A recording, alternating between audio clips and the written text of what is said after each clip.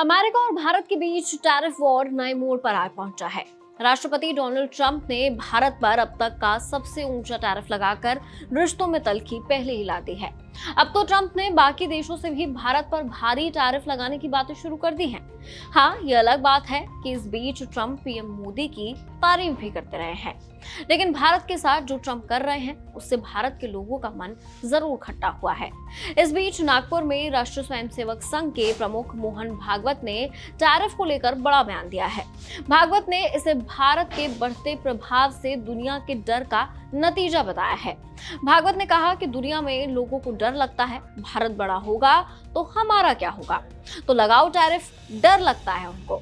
उन्होंने आगे कहा कि व्यक्तिगत स्तर पर मुझे चाहिए, हमें चाहिए वाली सोच ही राष्ट्रों के बीच संघर्ष की जड़ बनती है। भागवत का कहना था कि आज की दुनिया को समाधान चाहिए और ये समाधान केवल भारत ही दे सकता है।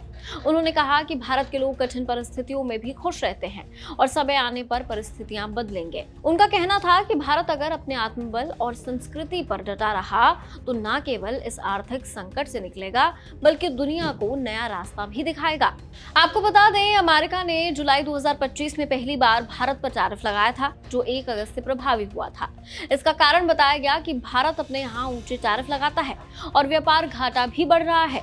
इसके बाद अगस्त 2025 में अमेरिका ने दूसरा बड़ा टैरिफ लगा दिया, ये कहते हुए कि भारत रूस से तेल खरीद रहा है और इससे यूक्रेन युद्ध को फंड मिल रहा है।